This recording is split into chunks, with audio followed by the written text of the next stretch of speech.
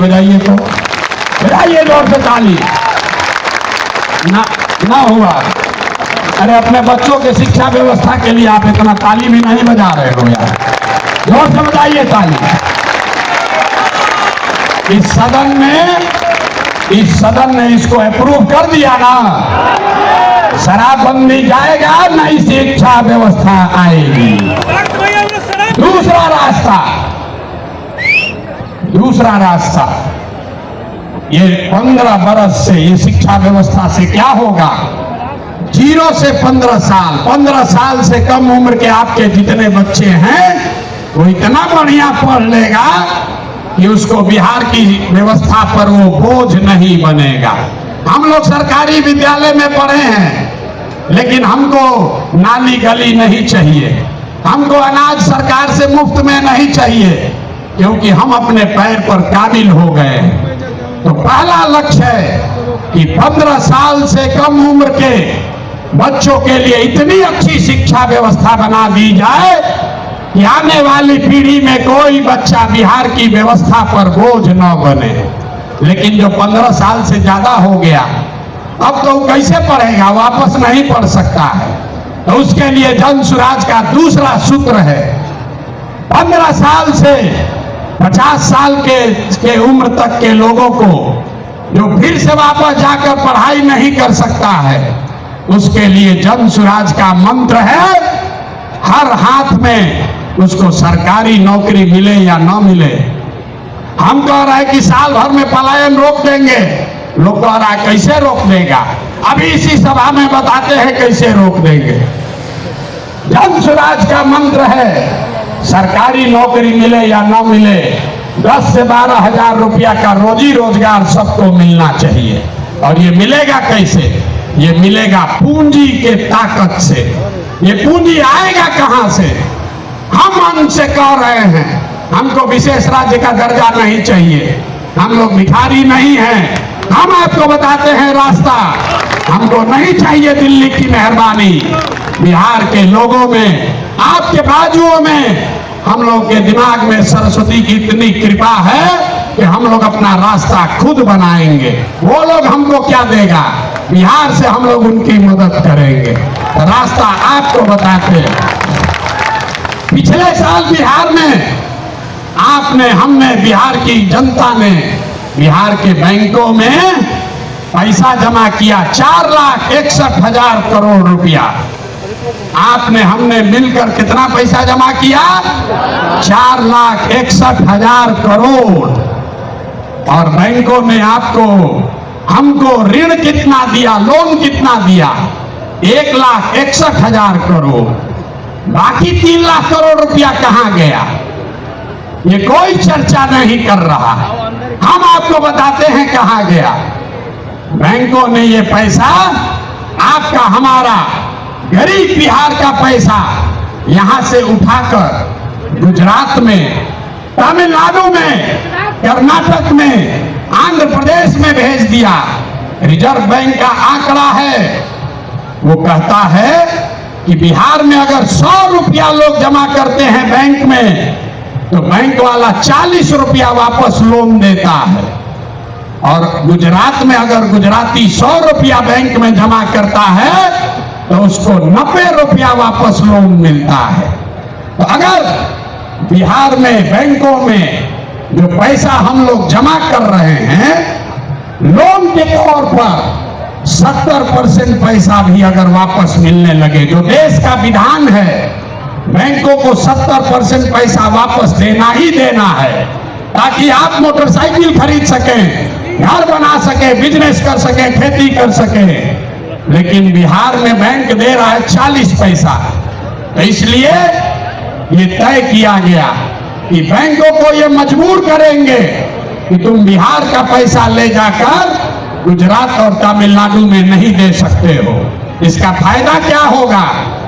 हर साल 2.5 लाख करोड़ रुपया, ध्यान रखिए, हर साल 2.5 लाख करोड़ रुपया बिहार के युवाओं को, यहाँ के किसानों को, यहाँ के महिलाओं को रोजी रोजगार करने के लिए लोन के तौर पर 4% सालाना ब्याज पर दिया जाएगा, ताकि हर आदमी अपने अपने घर में रोजी रोजगार कर सके। एक बार पढ़ाई या रोजगार के लिए वोट देना होगा।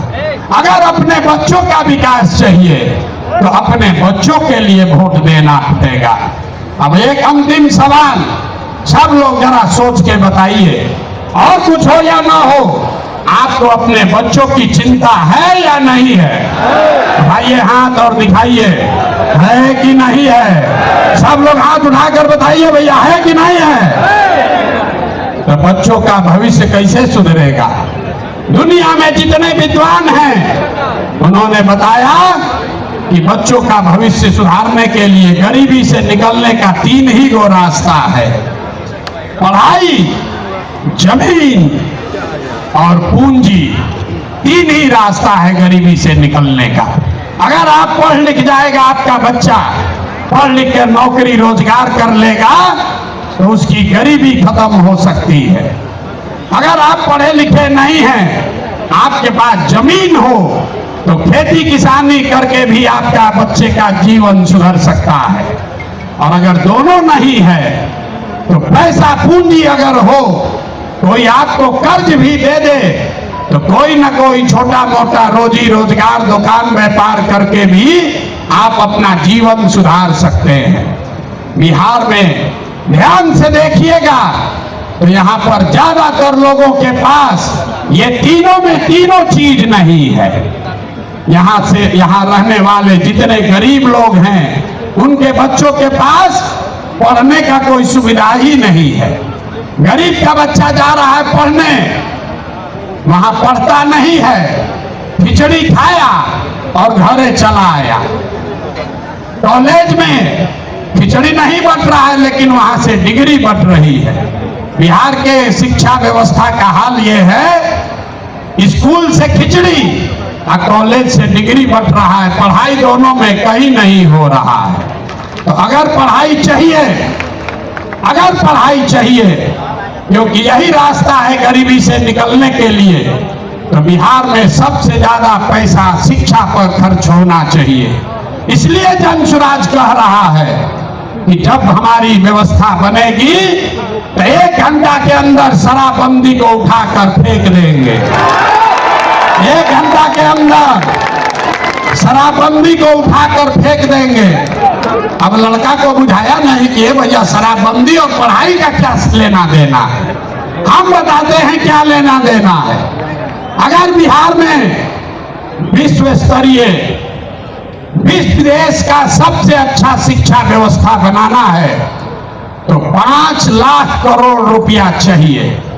5 लाख करोड़ रुपया चाहिए अगले 10 वर्ष में, तो देश का सबसे अच्छा शिक्षा व्यवस्था बिहार में बना दिया जाएगा।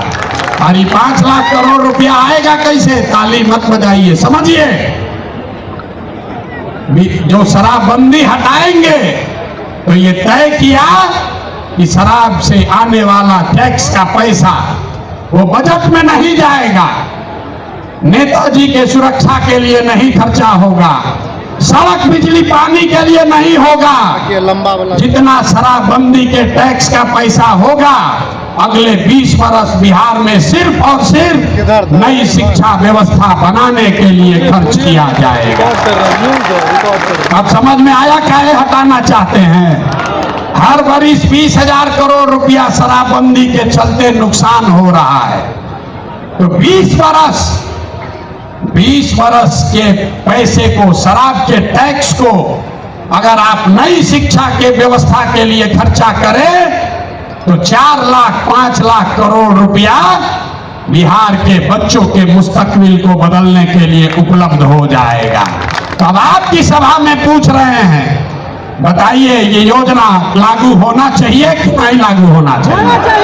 ना, जोर से बोलिए। शराबबंदी हटाकर उस पैसे से नई शिक्षा व्यवस्था बनाना चाहिए कि नहीं बनाना चाहिए? बनाना चाहिए। ना बोले, हाथ ना उठ रहा है अभी, हाथ उठाकर बोलिए जोर से। ना, जिसको ना बोलना है ना बोलो। बोलिए, हटना चाहिए कि नहीं हटना चाहिए? हटना चाहिए, हटना चाहिए। हटना चाहिए। तो हम ये नहीं कह रहे हैं कि शिक्षा व्यवस्था बनाएंगे, उसका रास्ता भी आपको बता रहे हैं। 5 लाख करोड़ रुपया जुटाएंगे इसी बिहार से और ऐसी शिक्षा व्यवस्था बनाएंगे कि पूरे देश से लोग जैसे नालंदा विक्रमशिला में पढ़ने आते थे वैसे यहीं पर पढ़ने आएंगे, तभी बिहार ज्ञान का भूमि फिर से बनेगा।